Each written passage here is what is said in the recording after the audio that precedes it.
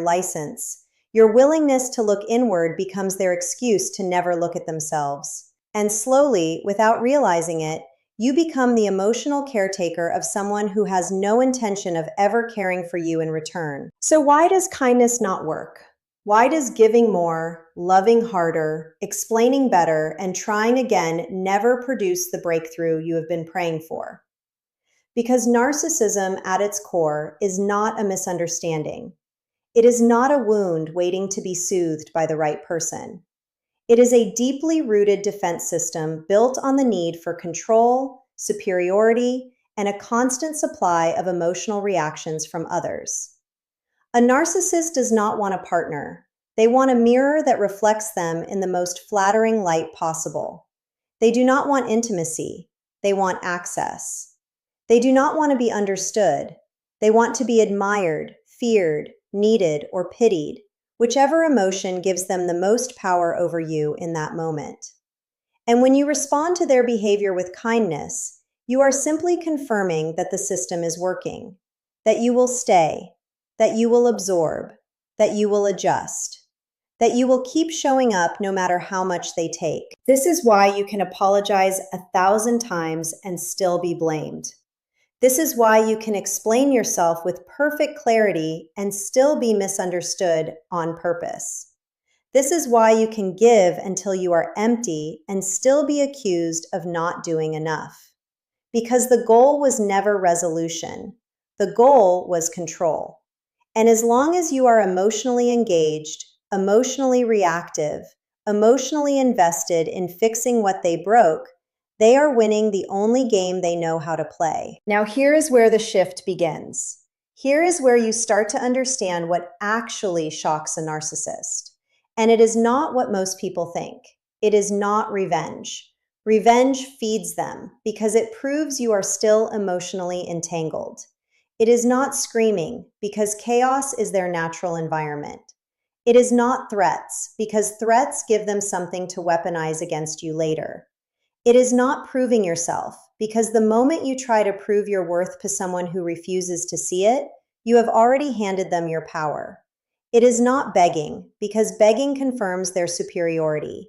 And it is not trying harder, because trying harder is exactly what they have conditioned you to do every time they withdraw affection. What truly shocks a narcissist is the one thing they spent the entire relationship trying to prevent: your emotional detachment. Your quiet, unshakable, fully reclaimed self. The moment you stop reacting, stop explaining, stop defending, stop chasing, stop hoping, stop performing, and stop needing them to understand you, something inside their internal world begins to collapse. Because their power was never in their charm, their intelligence, their success, or their words. Their power was always in your reaction. And when the reaction disappears, so does their grip. Think about that for a moment. Everything they did, the silent treatment, the sudden affection, the cruel comments followed by sweet apologies, the gaslighting, the triangulation, the breadcrumbs of love that kept you starving, was designed to keep you emotionally swinging between hope and despair. This is what is known as intermittent reinforcement, and it is one of the most powerful psychological bonds a human being can experience. It is the same mechanism that keeps people addicted to gambling. You do not stay because the relationship is good. You stay because the relationship is unpredictable, and unpredictability creates obsession. Your nervous system becomes addicted to the highs because the lows are so unbearable. And this is why you cannot logic your way out of a trauma bond. You have to starve it. You starve it by no longer feeding the cycle with your emotional reactions. You starve it by becoming so rooted in your own peace that their chaos no longer pulls you in. You starve it by realizing that every time you respond to their provocation, you are pouring fuel on the very fire that is burning your life down. And here is the part nobody tells you. The moment you go quiet, truly quiet, not the quiet of punishment, but the quiet of indifference, the narcissist will panic. They may not show it. They may double down. They may suddenly become charming again. They may rage. They may smear you to others. They may send flying monkeys. They may stage a comeback that feels like the love story you always wanted. But underneath all of it, there is a terror they cannot name, the terror of irrelevance. Because to a narcissist, being unimportant to you is a kind of psychological death. And this is where most people break down and go back. Because the moment the narcissist senses they are losing you, they will perform the version of themselves you always wished they were. They will say the words you spent years trying to extract from them. They will cry, they will promise, they will reflect just enough to make you believe something has shifted. But understand this with every cell of your being. That performance is not transformation. It is survival. It is the narcissist protecting their supply, not the narcissist becoming a better human. And the moment you return, the mask comes off. Sometimes within days, sometimes within hours, and the cycle resumes with an intensity that is often worse than before, because now they know exactly what it takes to pull you back. If this is resonating with you, if something inside you is finally clicking into place, take one more moment right now to subscribe to this channel, because the journey out of narcissistic abuse is not a single decision. It is 1,000 small decisions made every day to choose yourself over the illusion. And you deserve a steady voice in your corner reminding you that you are not crazy, you are not too sensitive, you are not too much, and you are not asking for too little. Subscribe and let this be one of the daily anchors that keeps you grounded in your healing. Now let us go deeper into what reclaiming your power actually looks like. Because emotional detachment is not coldness. It is not bitterness. It is not pretending you do not care. It is the moment your nervous system finally accepts that this person is not safe for you and stops trying to make a home in a place that has only ever offered you storms. It is the moment you stop translating their cruelty into something more palatable. It is the moment you stop saying things like, they had a hard childhood, they did not mean it, they are just stressed, they are trying their best.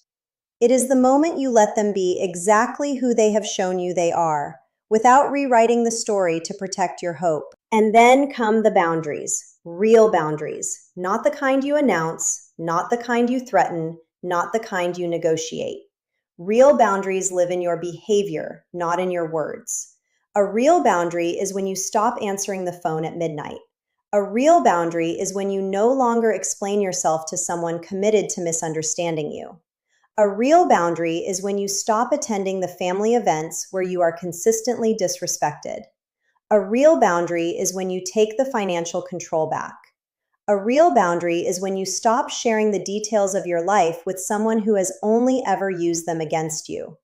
A real boundary is not a wall you build to keep them out. It is a standard you build to keep yourself in. And this is what truly destabilizes a narcissist, because they were never afraid of your anger. They were afraid of your indifference. They were never afraid of your tears. They were afraid of your peace. They were never afraid of losing the argument. They were afraid of losing the audience. And when you finally become a person who cannot be provoked, cannot be guilted, cannot be flattered, cannot be shamed, and cannot be manipulated, you become something they have never encountered before, someone they cannot control. And to a person who needs control to feel alive, your self-possession is the most disorienting force in the universe. Now hear this carefully, because this is the part that changes everything. Your healing was never about them. It was never about teaching them a lesson. It was never about waiting for the apology you will likely never receive. It was never about hoping they would one day realize what they lost. The most powerful thing you will ever do is stop measuring your progress by their reaction. Because the moment your peace depends on their behavior, you have handed them the keys to your inner world all over again. The real victory is when you no longer need them to acknowledge the damage in order to begin repairing it. The real victory is when you can hear their name without your stomach dropping. The real victory is when you stop checking their social media, stop rehearsing imaginary conversations in the shower, stop waiting for closure that will never come, And finally, accept that closure is something you give yourself. You are allowed to walk away from people who only know how to love you in fragments. You are allowed to stop being the emotional translator for someone who refuses to speak the language of accountability. You are allowed to be tired. You are allowed to be done. You are allowed to choose a smaller life filled with peace over a louder life filled with chaos. You are allowed to disappoint people who were never going to be satisfied with you anyway. You are allowed to let them think whatever they want to think because their opinion of you was never accurate to begin with. And the more you live in alignment with that truth, the more you realize that the version of you they tried to break was the version that was always meant to outgrow them. There will be days when you miss them. Not the real them, but the fantasy of who they could have been if they had chosen to do the work. Let yourself grieve that fantasy. It was real to you, even if it was never real to them. There will be days when the loneliness of healing feels heavier than the chaos of the relationship. Stay anyway. Stay with yourself.